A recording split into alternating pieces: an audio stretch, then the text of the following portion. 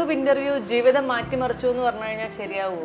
ശരിക്കും അങ്ങനെ തന്നെയാണ്. നമ്മൾ മരിച്ചു പോകുന്ന ഒരു അവസ്ഥയിലാണ് പലരും നമ്മളെ കാണുന്നത്. കീമോ എന്ന് കേട്ട് കഴിഞ്ഞാൽ എല്ലാവരുടെയും വിചാരം നമ്മൾ ഇനി ജീവിക്കുമോ ഇല്ലയോ എന്നുള്ളൊരവസ്ഥയാണെന്നുള്ളതാണ്. കീമോ സ്റ്റാർട്ട് ചെയ്യുന്നതിന് മുമ്പ് തലമുട്ടയടിക്കണം. മുട്ടയടിക്കുന്നത് ഭയങ്കര ഒരു ബുദ്ധിമുട്ടായിട്ട് എൻ്റെ ഹസ്ബൻഡിനും. ചേച്ചിക്ക് എന്താ അത് കേട്ടപ്പോഴും കരയാൻ തോന്നാതിരുന്നത്? ക്യാൻസർ ആണെന്ന് അറിഞ്ഞതിന് ശേഷം തകർന്നു പോയത് എൻ്റെ കുടുംബമായിരുന്നു. ഞാൻ ഈ ക്യാൻസർ എന്നുള്ളൊരു അസുഖം കൊണ്ട് എനിക്ക് ഗുണങ്ങളല്ലാതെ ഒരു ദോഷം വന്നതായിട്ട് എനിക്ക് തോന്നുന്നില്ല. പക്ഷെ നമ്മൾ ആ കടമ്പ കടക്കാന്ന് വെച്ച് കഴിഞ്ഞാൽ നിസ്സാരമല്ല. നമ്മൾ മരണത്തെ ഭയപ്പെടാതിരിക്കുക. ക്യാൻസർ എന്നുള്ളൊരു അസുഖം ആർക്ക് വേണോ എപ്പോൾ വേണോ നമ്മളെ ലൈഫിൽ വരാം.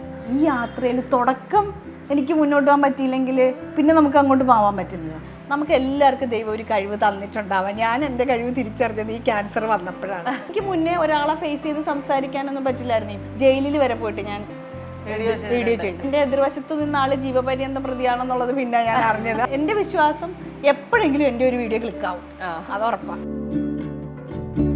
എൻ്റയർലി ഡിഫറെൻ്റ് ആയ മറ്റൊരു ബിസിനസ് ഫീൽഡ് പിടിക്കാം എന്ന് തീരുമാനിച്ചത്? എന്തെങ്കിലും ഒരു ബിസിനസ് സ്റ്റാർട്ട് ചെയ്തുകൂടാന്നുള്ളത് എനിക്കിങ്ങനെ തോന്നി. അപ്പൊ സ്വർണ്ണ നൂലിഴകൾ കൊണ്ടുണ്ടാക്കിയ സാരിയാണ് കേട്ടോ ഇത്.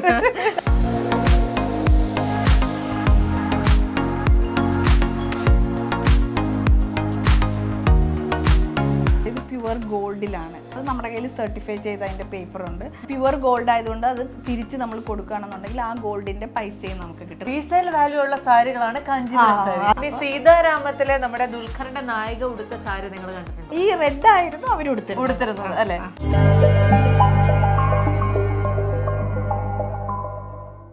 ഹലോ എവ്രിവൺ, ഞാൻ നിങ്ങളോടൊരു കഥ പറയട്ടെ.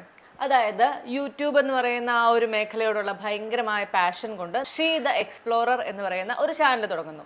അപ്പോൾ ഒരു കണ്ടന്റിന് എന്ത് ചെയ്യും എന്ന് ആലോചിച്ചുകൊണ്ടിരിക്കുമ്പോൾ ഒരു ഡോക്ടറുടെ ഇന്റർവ്യൂ എടുക്കാമെന്ന് തീരുമാനിക്കുന്നു.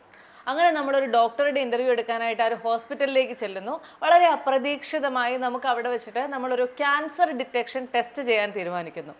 ഈ ടെസ്റ്റ് വളരെ ആ ഒരു ഇന്റർവ്യൂവിൻ്റെ ഭാഗമായിട്ട് ചെയ്തതാണെങ്കിലും ഇതിൽ നിങ്ങൾ പോസിറ്റീവ് ആണെന്ന് കണ്ടു കഴിഞ്ഞാൽ നമ്മൾ ആദ്യം എന്ത് ചെയ്യും?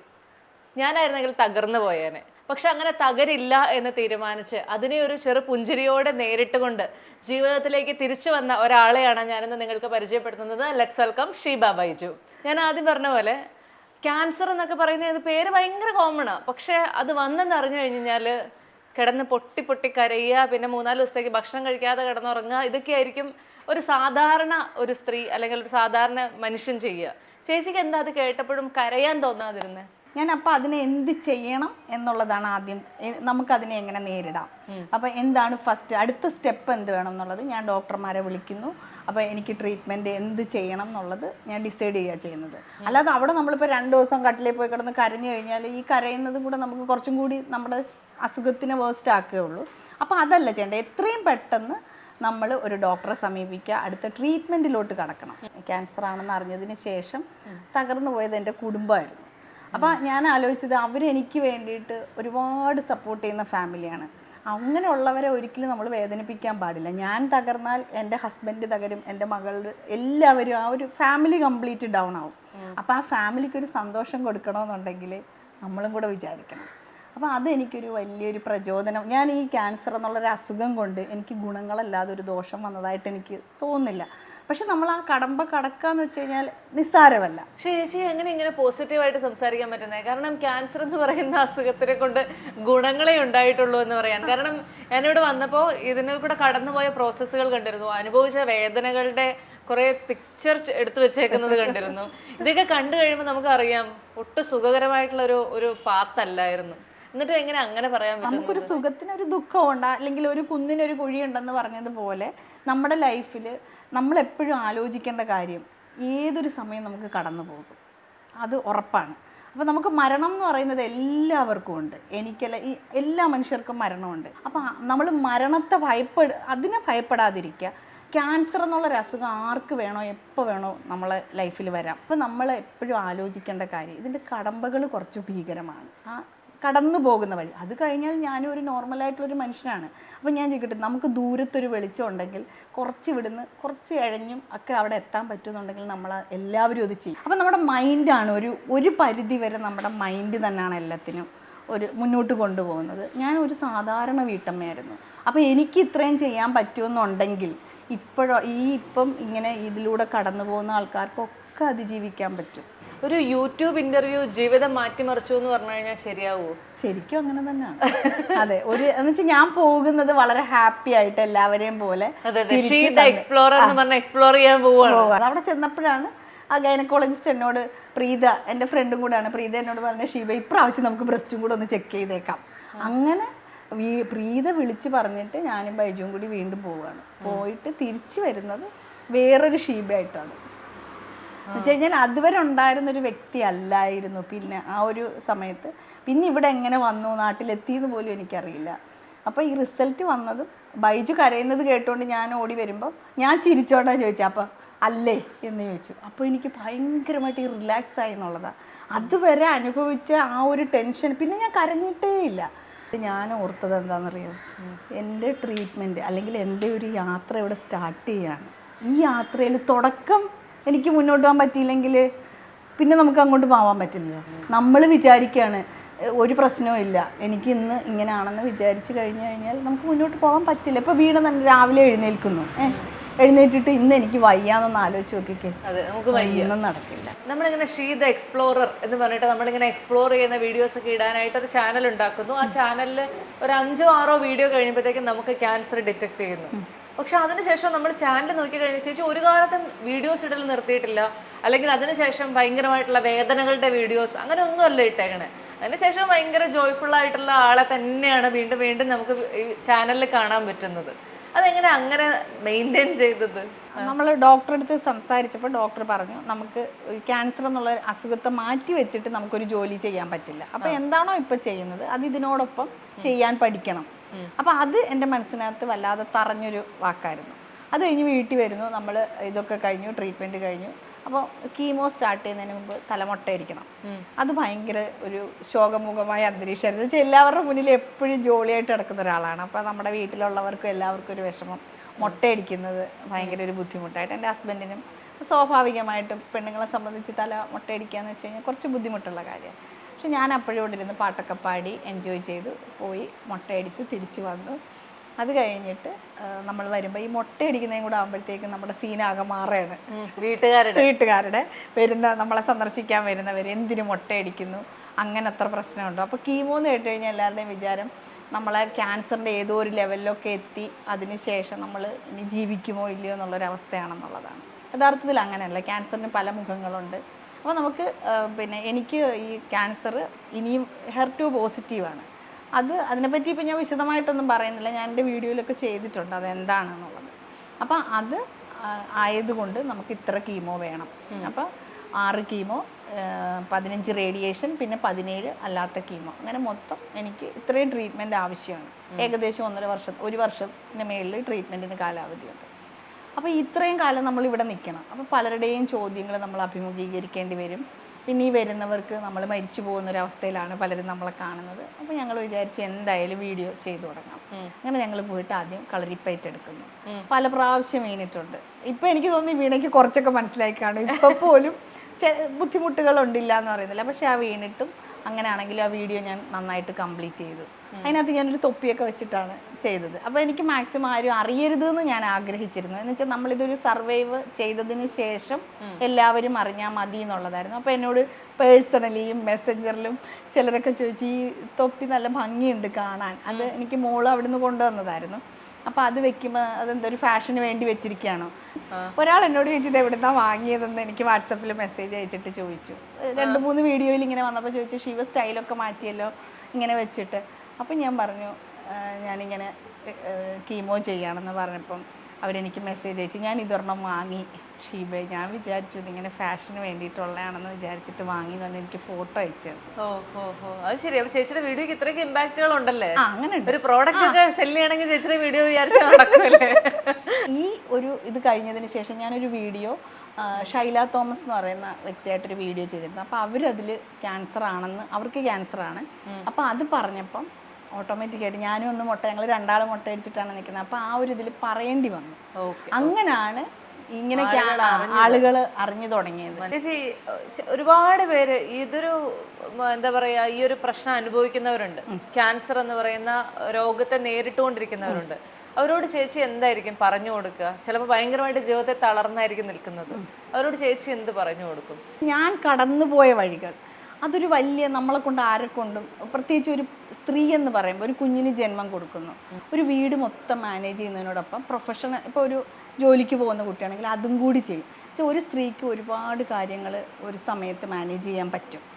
ഞാൻ മനസ്സിലാക്കിയിടത്തോളം ഏറ്റവും കൂടുതൽ മെൻ്റലി ഡൗൺ ആവുന്നതും മരിക്കുന്നതും ഈ ഒരു 35-ക്കുള്ളിൽ ക്യാൻസർ ആണെന്നറിയുകയും അതൊരു മാക്സിമം ഒരു 55-ഇടയ്ക്കുള്ളവർ കൂടുതൽ മരണത്തിലേക്ക് പോകും. അതെന്തുകൊണ്ടാണെന്നറിയോ? നമ്മൾ എപ്പോഴും നമ്മളെ കുടുംബത്തിനൊരു പ്രിഫറൻസ് കൊടുക്കും. നമ്മൾ പലപ്പോഴും അത് മറച്ചു വെക്കും. ഈ ഒരു കാലഘട്ടം എന്ന് പറഞ്ഞാൽ പല ടെൻഷനിലൂടെ നമ്മുടെ മക്കളുടെ പഠിത്തം ചിലപ്പോൾ ആ ഒരു സ്റ്റേജിലെത്തി നിൽക്കുന്നതായിരിക്കും, അല്ലെങ്കിൽ അവർ കുറച്ചും കൂടി എന്തെങ്കിലും ഒരു കല്യാണ സമയമാണെങ്കിൽ. അപ്പോൾ ഈ ഒരു കാലഘട്ടമാണ് ഈ ഏജ് എന്ന് പറയുന്നത്. ഇതിന് മുന്നേ ഉള്ള ഏജുകാരാണെങ്കിൽ ഇത് കൂളായിട്ട് ചിലപ്പോൾ ഹാൻഡിൽ ചെയ്യും. അവർക്ക് അത്രത്തോളം ടെൻഷനില്ല, വീട്ടുകാർ നോക്കിക്കോളും. അല്ലെങ്കിൽ ഇപ്പോൾ നമ്മൾ എന്ത് കാര്യമാണെങ്കിലും ആ ഒരു ഏജിൽ ചെയ്യുന്നതും ഈ ഒരു ഏജിൽ ചെയ്യുന്നതും ഭയങ്കര ഡിഫറൻസ് ആണ്. അപ്പോൾ എനിക്കത് തോന്നിയിട്ടുണ്ട്. പിന്നെ ചിലർക്കുണ്ട് സൗന്ദര്യം പോകും, മുട്ടയടിക്കണം, അല്ലെങ്കിൽ ക്യാൻസർ എന്നുള്ള ഒരു, എനിക്ക് എൻ്റെ മനസ്സിനകത്ത് ഓടിയെത്തിയിരുന്നു അങ്ങനെ. എന്ന് വെച്ചാൽ നമ്മൾ ക്യാൻസർ എന്ന് കേട്ട് കഴിഞ്ഞാൽ നമ്മുടെ രൂപമെല്ലാം മാറി നമ്മൾ ചുരുണ്ട് കൂടി കിടക്കുന്ന ഒരവസ്ഥ. അപ്പോൾ അതൊന്നും അല്ല. നമ്മൾ നമ്മളെ സ്നേഹിക്കണം. ശരിക്കും നമ്മൾ നമുക്ക് വേണ്ടിയിട്ട് ഒരു അരമണിക്കൂറെങ്കിലും മാറ്റി വെക്കണം. സ്ത്രീകൾ പൊതുവേ ചെയ്യാത്ത എന്ത് ബുദ്ധിമുട്ട് വന്നാലും നമ്മൾ മാത്രമായിട്ട് അത് സ്ട്രഗിൾ ചെയ്യാതെ നമ്മൾ തുറന്ന് പറയുക. നോക്കാൻ ആരുമില്ലയോ, നമ്മൾ നേരെ ഹോസ്പിറ്റലിൽ പോയിട്ട് ഡോക്ടറോട് ചോദിച്ച് അതിനുള്ള ട്രീറ്റ്മെൻറ്റ് സ്റ്റാർട്ട് ചെയ്യണം. ഇപ്പോൾ ക്യാൻസർ തന്നെ ആവണമെന്നില്ല, ഇതിലും ഭീകരമായിട്ടുള്ള അസുഖങ്ങൾ ഒരുപാടുണ്ട്. കിഡ്നി ഫെയിലിയർ ആവുന്ന, ഇങ്ങനെ ഒരുപാട് ഹാർട്ടിന് പ്രോബ്ലം, ഇതൊക്കെ ഉണ്ട്. ഇതൊക്കെ വന്നാൽ നമുക്ക് ജീവിക്കണം എന്നുണ്ടെങ്കിൽ എപ്പോഴും നമുക്ക് എന്തെങ്കിലും ചെയ്യാനുണ്ടാവണം ലൈഫിൽ. അപ്പോൾ നമുക്കിഷ്ടമുള്ള കാര്യങ്ങൾ, അതാണ് ഞാൻ പറഞ്ഞത്, എല്ലാവരും അവരവരെ സ്നേഹിക്കുക. നമുക്ക് എല്ലാവർക്കും ദൈവം ഒരു കഴിവ് തന്നിട്ടുണ്ടാവാം. ഞാൻ എൻ്റെ കഴിവ് തിരിച്ചറിഞ്ഞത് ഈ ക്യാൻസർ വന്നപ്പോഴാണ്. അപ്പോൾ അല്ല, എനിക്ക് മുന്നേ ഒരാളെ ഫേസ് ചെയ്ത് സംസാരിക്കാനൊന്നും പറ്റില്ലായിരുന്നു. ഇപ്പം ഞാൻ എത്രയോ പേരെ കാണുന്നു, സംസാരിക്കുന്നു. ജയിലിൽ വരെ പോയിട്ട് ഞാൻ വീഡിയോ ചെയ്തു. അവിടെ DGP സാറുമായിട്ടൊക്കെ ഞാൻ സംസാരിച്ചു. അങ്ങനെ ഒരു വീഡിയോ, എൻ്റെ എതിർവശത്ത് നിന്ന് ആള് ജീവപര്യന്തം പ്രതിയാണെന്നുള്ളത് പിന്നെ ഞാൻ അറിഞ്ഞത്. ചേച്ചി അപ്പോഴും ഞാനൊരു കാര്യം ചെയ്യട്ടെ, നമ്മളിങ്ങനെ ഭയങ്കരമായിട്ട് വീഡിയോ ചെയ്തുകൊണ്ടിരിക്കുന്ന, നമ്മൾ ഉദ്ദേശിക്കുന്ന ലക്ഷക്കണക്കിന് വ്യൂസ് ഒന്നും നമ്മുടെ വീഡിയോയിലേക്ക് വരുന്നില്ല എന്ന് കാണുമ്പോൾ എപ്പോഴെങ്കിലും വിഷമം തോന്നിയിട്ടുണ്ട്? ഇതുവരെ അങ്ങനെ തോന്നിയിട്ടില്ല. തോന്നാത്തത് ഞാൻ പറഞ്ഞില്ലേ, ഞാൻ എന്ത് കാര്യത്തിന് ഇറങ്ങുമ്പോഴും എൻ്റെ മനസ്സിലൊരു ഉറച്ച വിശ്വാസമുണ്ട്. എപ്പോഴെങ്കിലും നമ്മളെ തേടി വന്നിരിക്കും. നമ്മൾ ഹാർഡ് വർക്ക് ചെയ്യുക, പിന്നെ അതിൻ്റെ ബാക്കിയുള്ള കാര്യങ്ങൾ അത് കറക്റ്റായിട്ട് നടന്നോളും എന്ന് വിശ്വസിക്കുന്ന ആളാണ് ഞാൻ. ഈ ഒരു വർഷം, ശരിക്കും 1.5 വർഷം എൻ്റെ കീമോയെ നേരിട്ടതും എൻ്റെ കുടുംബം എന്നെ കൊണ്ട് വേദനിക്കാതെ, ഞാനിവിടെ കിടക്കാറുണ്ടെങ്കിൽ ഈ വീട്ടിൽ ഒരിക്കലും സന്തോഷം ഉണ്ടാവില്ല. നമ്മൾ ആ സമയത്തും ക്രിസ്മസ് വന്നു, ഓണം വന്നു, ഇതൊക്കെ സെലിബ്രേറ്റ് ചെയ്തു, ബർത്ത്ഡേ വന്നു, ഇതെല്ലാം അതെല്ലാം അതിൻ്റെ പാർട്ടായിട്ട് പോയി. അതെന്തുകൊണ്ടാണ്? ആ വീട്ടിൽ നമ്മൾ അത്ര ആക്റ്റീവായിട്ട് നിൽക്കുന്നതുകൊണ്ട്. എത്ര വയ്യെങ്കിലും അവർക്കറിയാം ഞാൻ കയറി വരും എന്നുള്ളത്. അപ്പോൾ ആ ഒരു രീതിയിൽ നമ്മൾ മുന്നോട്ട് പോയ, എൻ്റെ വിശ്വാസം എപ്പോഴെങ്കിലും എൻ്റെ ഒരു വീഡിയോ ക്ലിക്കാവും, അത് ഉറപ്പാണ്. ഈ വീഡിയോ തന്നെ ആവട്ടെ ക്ലിക്കാവുന്നത് എന്നുള്ളതാണ് എൻ്റെ ഒരു പ്രാർത്ഥന. ചേച്ചി പറഞ്ഞില്ലേ, ചേച്ചിക്ക് സന്തോഷം നൽകുന്ന കാര്യങ്ങൾ ചെയ്തുകൊണ്ടേ ഇരിക്കുകയായിരുന്നു. വീഡിയോ തീർച്ചയായിട്ടും ചേച്ചിക്ക് സന്തോഷം നൽകുന്ന ഒരു കാര്യമാണ്. പാരലായിട്ട് മറ്റൊരു കാര്യവും കൂടെ ചേച്ചി ചെയ്തു തുടങ്ങിയിരുന്നു. അതിനകത്ത് ഞാൻ പറയട്ടെ, അത് എങ്ങനെയാണ് ഇങ്ങനെ യൂട്യൂബ് വീഡിയോ എന്നുള്ള ഫീൽഡ് അല്ലാതെ എൻറ്റയർലി ഡിഫറെൻ്റ് ആയ മറ്റൊരു ബിസിനസ് ഫീൽഡ് പിടിക്കാം എന്ന് തീരുമാനിച്ചത്? അതെന്താണ് ആ ഫീൽഡ് എന്നും കൂടെ ഒന്ന് പറയും. എനിക്ക് എന്തെങ്കിലും ചെയ്തിട്ട് എനിക്കൊരു ഇൻകം ഉണ്ടെങ്കിൽ, അപ്പൊ സാധാരണ എല്ലാവരും ആഗ്രഹിക്കുന്ന പോലെ ഇപ്പൊ നമുക്കൊരു ജോലി ഉണ്ടെങ്കിൽ നമുക്കൊരു ശമ്പളം കിട്ടുമല്ലോ. അപ്പൊ ഞാൻ എന്തായാലും സോഷ്യൽ മീഡിയയിൽ കുറച്ച് മുന്നോട്ട് പോകുന്നുണ്ട്. അപ്പൊ എന്തുകൊണ്ട് എന്തെങ്കിലും ഒരു ബിസിനസ് സ്റ്റാർട്ട് ചെയ്തുകൂടാന്നുള്ളത് എനിക്കിങ്ങനെ തോന്നി. അപ്പോൾ മുന്നേ ഞങ്ങൾ ചെന്നൈയിലായിരുന്നു. അപ്പോൾ ഇതിന് മുന്നേ ഞാൻ കുറച്ചിങ്ങനെ കുർത്തി ഒരു സെയിൽ പണ്ട് ചെയ്തിട്ടുണ്ടായിരുന്നു. അപ്പോൾ ഞാൻ വിചാരിച്ചു എന്തുകൊണ്ട് കാഞ്ചീപുരം സാരീസ് നമുക്ക് ചെയ്തുകൂടാ. ഞാൻ അവിടെ നെയ്ത്തിൻ്റെ വീഡിയോ എടുക്കാൻ വേണ്ടിയിട്ട് പോയതാണ്. അപ്പോൾ അവരുടെ ബുദ്ധിമുട്ടുകൾ എന്ന് വെച്ചാൽ, ഒരു യഥാർത്ഥ കാഞ്ചീപുരം സാരി നെയ്തെടുക്കണമെന്നുണ്ടെങ്കിൽ അവർ സ്ട്രഗിൾ ചെയ്യുന്ന ആ ഒരു ഇൻഡസ്ട്രി ഇനി കുറച്ച് കാലം കൂടെയൊക്കെ ഉണ്ടാവണം എന്നാണ് തോന്നുന്നത്. എന്ന് വെച്ചാൽ അവരുടെ മക്കളൊന്നും ഇതിലോട്ട് വരുന്നില്ല.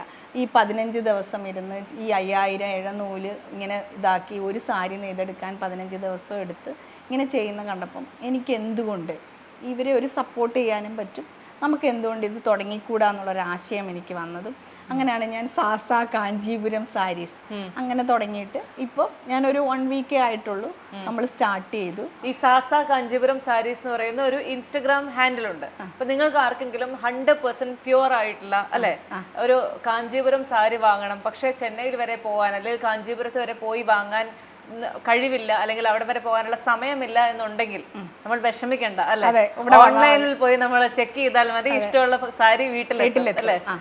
അപ്പൊ അങ്ങനെയാണെങ്കിൽ ഷീബ ചേച്ചിയുടെ കാഞ്ചീപുരം സാരികളുടെ കുറച്ച് കളക്ഷൻ നമുക്കൊന്ന് കണ്ടാലോ? അപ്പൊ ഇതൊക്കെയാണ് ഷീബ ചേച്ചിയുടെ കളക്ഷനുകളിൽ നിലവിലുള്ള സാരീസ് അല്ലേ? കുറെ കൂടി ഉണ്ട്. അതല്ല, ഓൺലൈനിൽ കുറെ പേര് വാങ്ങിച്ചു പോയി, കുറെ വാങ്ങിയിട്ടുണ്ട്. അപ്പൊ ഞാൻ നിങ്ങളെ ഒരു സാരി കാണിച്ചു തരാം. അതായത് നമ്മൾ സാധാരണ ഒരു ഹിന്ദു ബ്രൈഡ് ഉപയോഗിക്കുന്ന ഒരു സാരിയാണിത് അല്ലെ. കാഞ്ചീപുരം സാരി, ഹിന്ദു ബ്രൈഡ് എന്നൊക്കെ പറയുമ്പോഴത്തേക്ക് നിങ്ങൾ ഭയങ്കരമായിട്ട് പേടിക്കും അല്ലെ. അതായത് ഭയങ്കര പൈസയായിരിക്കും. ഒരു 50,000 ഒക്കെ കൊടുത്താലേ നല്ലൊരു സാരി നമുക്ക് സെലക്ട് ചെയ്യാൻ പറ്റുള്ളൂ. പക്ഷെ ഈ സാരിക്ക് അങ്ങനെ അത്രയും പൈസ വരില്ല. വരില്ല, 50ൽ താഴെയാണ്. അത് മാത്രമല്ല, ഇതിന്റെ ഏറ്റവും വലിയ പ്രത്യേകത എന്ന് പറഞ്ഞാൽ വീണപ്പോൾ ശ്രദ്ധിച്ചാൽ മനസ്സിലായി, ഇത് പ്യുവർ ഗോൾഡിലാണ്. അത് നമ്മുടെ കയ്യിൽ സർട്ടിഫൈ ചെയ്ത അതിന്റെ പേപ്പർ ഉണ്ട്. പിന്നെ സിൽവർ, ഇത് രണ്ടും കൂടി ചേർന്നിട്ട് ആ ഒരു രീതിയിൽ ഡിസൈൻ ചെയ്തെടുത്തിരിക്കുന്നതാണ്. ഇത് പ്യുവർ ഗോൾഡ് ആണ്. ഇപ്പൊ ഇങ്ങനെ പിടിച്ചു നോക്കിയാൽ തന്നെ മനസ്സിലാവും. ഓ, അപ്പൊ സ്വർണ്ണ നൂലിഴകൾ കൊണ്ടുണ്ടാക്കിയ സാരിയാണ് കേട്ടോ ഇത് അല്ലേ. സാസ കളക്ഷൻസിൽ വന്ന് നോക്കി കഴിഞ്ഞു കഴിഞ്ഞാൽ ബ്രൈഡിന് വേണ്ടിയിട്ടുള്ള സാരിയും കിട്ടും അല്ലേ. ഇനി സീതാരാമത്തിലെ നമ്മുടെ ദുൽഖറിന്റെ നായിക ഉടുത്ത സാരി നിങ്ങൾ കണ്ടിട്ടുണ്ടോ? ഇതാണ് സംഭവം ഈ സാരി ഒരെണ്ണം മാത്രമല്ല, ഇതിന്റെ പല പല കളേഴ്സ് ഇവിടെ അവൈലബിൾ ആണ് അല്ലെ. പക്ഷെ ഇതാണ് ഈ റെഡ് ആയിരുന്നു അവർ ഉടുത്തിരുന്നത് അല്ലെ. ഈ ഒരു സാരി എന്നൊക്കെ പറയുന്ന സാധാരണ എന്ത് ഫംഗ്ഷന് വേണ്ടിയിട്ട് ആളുകൾ വാങ്ങാറുള്ളത്? അല്ല, ഇതിപ്പോ വീണിപ്പോ നമുക്കിപ്പോ ഈ സാധാരണ പഴയതുപോലല്ലേ, ഇപ്പൊ എല്ലാവരും ഒരു ഫംഗ്ഷൻ വന്നു കഴിഞ്ഞാൽ നന്നായിട്ട് ഒരുങ്ങിയൊക്കെ പോകാൻ ആഗ്രഹിക്കുന്നവർ. കാഞ്ചീപുരം ഒക്കെ ഉടുത്തു പോകുമ്പോൾ ഒരു പ്രത്യേക പ്രൗഢ ഒരു നമ്മളന്ന് നോക്കില്ലേ, ഒരു സാരി ഉടുത്ത ഒരാൾ പോകുമ്പോ. അപ്പൊ ഇത് ഇപ്പൊ നമുക്ക് വേണമെന്നുണ്ടെങ്കിൽ ഒരു ഏതൊരു ഫംഗ്ഷന് വേണമെങ്കിലും, ഒരു മാരേജിന് പോകുന്നവർക്ക് വേണമെങ്കിലും എടുക്കാം. പിന്നെ ഇപ്പൊ ബ്രൈഡ്സിന് ഹൽദി, മെഹന്തി ഇങ്ങനെയൊക്കെ കുറെ ഫംഗ്ഷൻസ് ഒക്കെ ഉണ്ടാവും. അപ്പൊ അതിനൊക്കെ വേണമെങ്കിലും ചൂസ് ചെയ്യാം. ഏതൊരു ഫംഗ്ഷനും എടുക്കാൻ പറ്റിയ സാരിയാണ്. ഇനി ഞാൻ നിങ്ങളോടൊരു കാര്യം പറയട്ടെ. ചേച്ചി എനിക്ക് പറഞ്ഞു തന്ന കാര്യമാണ്, കാഞ്ചീപുരം സാരി എന്ന് പറയുമ്പോഴത്തേക്ക് നമുക്കറിയാം കഴുകാൻ പാടില്ല എന്നറിയാം. നമ്മൾ സ്വാഭാവികമായിട്ട് ചെയ്യുന്ന ഡ്രൈ വാഷിന് കൊടുക്കും. പക്ഷെ അതും ചെയ്യാൻ പാടില്ല അല്ലേ ചേച്ചി? പറ്റില്ല. അതുമല്ല, നമ്മൾ പുറത്തൊക്കെ പോയിട്ട് വരുമ്പോൾ നമ്മൾ വിചാരിക്കും ഒത്തിരി വിയർപ്പായി, നമുക്ക് വെയിലത്ത് ഇടരുത്. ഫാൻ ഇട്ട് നമ്മൾ നന്നായിട്ട് ഡ്രൈ ചെയ്യുക. അതിനുശേഷം എപ്പോഴും ഒരു മുണ്ട്, നമ്മൾ വെള്ളം മുണ്ടുണ്ടല്ലോ, അല്ലെങ്കിൽ മസ്ലിൻ തുണി എന്ന് പറയും, അങ്ങനെ വാങ്ങാൻ കിട്ടും. അതിൽ പൊതിഞ്ഞ് നമ്മൾ സൂക്ഷിക്കണം. പിന്നെ ഇത് നമുക്കിപ്പോൾ ഒത്തിരി കാലം ഉടുത്ത് ഇതിന്റെ കുറച്ച് അഴുക്കൊക്കെ ആയിട്ടുണ്ടെങ്കിൽ ഇത് പോളിഷ് ചെയ്ത് തരും. പോളിഷ് അല്ലെങ്കിൽ നമ്മളെടുത്ത് തന്നു കഴിഞ്ഞാൽ നമ്മൾ പോളിഷ് ചെയ്ത് അവർ കൊടുക്കും. അപ്പൊ അതും അങ്ങനെ ഒരു ഫെസിലിറ്റി കൊണ്ടുണ്ട്. പിന്നെ ഇപ്പൊ നമുക്ക് പ്യുവർ ഗോൾഡ് ആയതുകൊണ്ട് അത് തിരിച്ച് നമ്മൾ കൊടുക്കുകയാണെന്നുണ്ടെങ്കിൽ ആ ഗോൾഡിന്റെ പൈസയും നമുക്ക് കിട്ടും. റീസെയിൽ വാല്യൂ ഉണ്ട്. റീസെയിൽ വാല്യൂ ഉള്ള സാരികളാണ് കാഞ്ചീപുരം സാരീസ്. റീസെയിൽ വാല്യൂ ഉണ്ട്. പക്ഷെ ഇതിൽ തന്നെ നമുക്ക് 2 ടൈപ്പ് വരും. ഇതിന് എന്തുകൊണ്ടാണ് ഒരു 10,000 എബോവേ നമുക്കിത് കൊടുക്കാൻ പറ്റുള്ളൂ? അതിന്റെ റീസൺ എന്ന് വെച്ച് കഴിഞ്ഞാൽ ഈ പവർ ലൂമും ഉണ്ട്, ഹാൻഡ് ലൂമും ഉണ്ട്. പവർ ലൂം എന്ന് വെച്ചാൽ നമുക്ക് ഫുൾ മെഷീൻ ഫിനിഷ് ആണ്. ഇത് ആളുകൾ തന്നെ ഇരുന്ന് നെയ്ത് ഉണ്ടാക്കുന്ന സാരിയാണ്. ഒരു വ്യത്യസ്തമായ കളർ വേണമെന്ന് ആഗ്രഹിക്കുന്ന ബ്രൈഡിന് കൊടുക്കാൻ പറ്റുന്ന സാരിയാണ് അല്ലേ. പക്ഷേ ഈ സാരികൾക്കൊക്കെ ഇത്രയും ഭയങ്കര വില വരുന്നത് ഇത് ഹാൻഡ്ലൂം ആയതുകൊണ്ട് നെയ്ത് വരുന്നത്. പിന്നെ ഇതിന്റെ വീണയ്ക്ക് അറിയാമെങ്കിൽ മനസ്സിലാക്കാൻ പറ്റും. നമുക്കിപ്പോൾ ഈ പ്യുവർ കാഞ്ചീപുരം നമുക്ക് എടുക്കുമ്പോൾ തന്നെ മനസ്സിലാക്കാൻ പറ്റും അതിന്റെ ഒരു മെറ്റീരിയലിന്റെ ഒരു ഫിനിഷിങ്ങും ഇതെല്ലാം നമുക്ക് നന്നായിട്ട്. അതുപോലെ ഈ ബൂട്ടാസ് ഒക്കെ വരുന്നത് കണ്ടോ, ഇത് ഈ ഗോൾഡിന്റെ ഇതായത് കൊണ്ടാണ് ഇത്രയും ഒരു ഫിനിഷിങ്ങിൽ എന്ന് വെച്ചാൽ ആ നൂല് ഓരോ ഇഴയും അത് നമ്മൾ അവിടെ പോയി കണ്ടാലേ നമുക്കത് കൃത്യമായിട്ട് മനസ്സിലാവും. ആ നൂലുകൾ ഇങ്ങനെ ഓരോന്നും കോർത്ത് ആ ഒരു ഇതിൽ നിന്ന് തന്നെ അവരിരുന്നിട്ടാണ് ആ ഡിസൈൻ വെച്ചിട്ട് ഇത് ചെയ്തെടുക്കുന്നത്. അപ്പൊ അത് കൃത്യമായിട്ട് സ്വർണ്ണ നൂലിഴകൾ തന്നെയാണ്. ഞാൻ അതിനകത്ത് ഇങ്ങനെ പോയിട്ട് ഞാനത് ചെയ്തിരുന്നു. അപ്പൊ അത് നമ്മൾ പിടിക്കുമ്പോൾ അത്രയും സോഫ്റ്റ് ആണ്. അത് ആ സ്വർണ്ണത്തിൽ തന്നെയാണ് അവർ ചെയ്തെടുക്കുന്നത്. അതിന്റെ ഒരു വ്യത്യാസം നമുക്ക് എന്തായാലും കാണാൻ പറ്റും. അപ്പൊ നമുക്കിത് ഒറിജിനൽ ആണോ അല്ലയോ എന്ന് തിരിച്ചറിയാൻ എന്തെങ്കിലും വഴിയുണ്ടോ? ഉണ്ടല്ലോ. എന്താണ് അത്? ഈ ഇപ്പൊ പ്യുവർ കാഞ്ചീപുരം ആണെങ്കിൽ ഇപ്പൊ നമ്മൾ പറയും മറ്റേ ലൈറ്റ് വെയിറ്റ് സാരി എന്നൊക്കെ പറഞ്ഞിട്ട് ഇപ്പൊ ആൾക്കാർ കൊണ്ടുവരുന്നുണ്ടല്ലോ. പിന്നെ അതിന്റെ ഫിനിഷിങ്ങും ഭയങ്കര ഡിഫറെന്റ് ആയിരിക്കും. ശരിക്കും പറഞ്ഞാൽ കാഞ്ചീപുരത്തിൽ ഒരു ലൈറ്റ് വെയിറ്റ് വരുന്നില്ല. 750 ഗ്രാമെങ്കിലും ഉണ്ടെങ്കിലേ ഒരു സാരി നമുക്ക് നെയ്തെടുക്കാൻ പറ്റും. അതൊരു ഫസ്റ്റ് നമ്മൾ അറിഞ്ഞിരിക്കേണ്ട കാര്യമാണ്. പിന്നെ ഈ കാഞ്ചീപുരത്തിന്റെ ഈ ബോർഡർ നമ്മൾ അയൺ ബോക്സ് വെച്ചോ എന്തെങ്കിലും ചെയ്ത് കഴിഞ്ഞാൽ അത് ഡാമേജ് ആവും. വെയിലത്ത് ഇട്ട് കഴിഞ്ഞാലും അത് പെട്ടെന്ന് തന്നെ കേടുവരും. എന്നുവെച്ചാൽ എനിക്കും അങ്ങനെ അബദ്ധം പറ്റിയിട്ടുണ്ട്. തെറ്റുകളിൽ നിന്ന് പഠിച്ചാണല്ലോ. അതെ അതെ. അപ്പൊ നമുക്കൊരു ഒറിജിനൽ കാഞ്ചീപുരം സാരി വാങ്ങണം, നമുക്ക് പക്ഷെ കാഞ്ചീപുരം വരെ പോകാനുള്ള സമയമൊന്നും ഇല്ല എന്നുണ്ടെങ്കിൽ നമ്മുടെ സാസ എന്ന് പറയുന്ന ഇൻസ്റ്റാഗ്രാം പേജിലേക്ക് ഒന്ന് നോട്ടിഫൈ ചെയ്താൽ മതിയോ?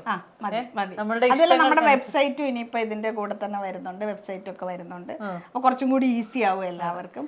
അപ്പൊ ഇനി വിദേശത്തുള്ളവർക്കും പ്രതീക്ഷിക്കാം നമ്മുടെ സാസ ഉടനെ തന്നെ എത്തുമെന്നാണ് എന്റെ എന്ന് വെച്ചാൽ എന്റെ ആരോഗ്യസ്ഥിതിയൊക്കെ കുഴപ്പമില്ല. നമുക്കിപ്പോ പോയി പർച്ചേസിങ്ങോ കാര്യങ്ങളോ ഒക്കെ നടക്കുന്നുണ്ട്. എന്നാലും കുഴപ്പമില്ല, നല്ല രീതിയിൽ മുന്നോട്ട് വരും എന്ന് തന്നെ ഉറച്ച. അല്ലെ, സാസയിലൂടെ നിങ്ങളൊരു ഡ്രസ്സ് വാങ്ങുമ്പോൾ ഒരു ബിസിനസ് സംരംഭകയെ പ്രോത്സാഹിപ്പിക്കുക മാത്രമല്ല ചെയ്യുന്നത്, ആ സംരംഭകയ്ക്ക് മറ്റുള്ളവർക്ക് നീഡി ആയിട്ടുള്ള ആൾക്കാർക്ക് എന്തെങ്കിലും ഒരു സഹായം ചെയ്തു കൊടുക്കണം എന്നുള്ള അവരുടെ ആഗ്രഹത്തെ കൂടിയാണ് പ്രോത്സാഹിപ്പിക്കുന്നത് അല്ലേ? അതെന്നെ അറിയാവുന്നവർക്കൊക്കെ അറിയാം. അപ്പൊ ആ ആഗ്രഹമൊക്കെ എന്താ പറയാ വലിയ രീതിയിൽ ഫ്ലറിഷ് ചെയ്ത് ചേച്ചിക്ക് കൊണ്ടുപോകാൻ സാധിക്കട്ടെ. ഒരു ഇൻഡിപെൻഡന്റ് ആയിരിക്കുക എന്ന് പറയുന്ന ആ ഒരു ആഗ്രഹത്തിന് സാസ വലിയ രീതിയിൽ സഹായിക്കട്ടെ ചേച്ചി. ചേച്ചിയുടെ ഈ ക്യാൻസർ എന്ന് പറയുന്ന അതിൽ നിന്ന് സർവൈവറായി ഫൈറ്ററായി ഇങ്ങനെ പറന്നു വന്ന ആളാണ്. പിന്നെ ഈ ഫീനിക്സ് പക്ഷി കൂടുതൽ ഉയരങ്ങളിലേക്ക് പറക്കട്ടെ ചേച്ചി. Thank you so much for your time ചേച്ചി.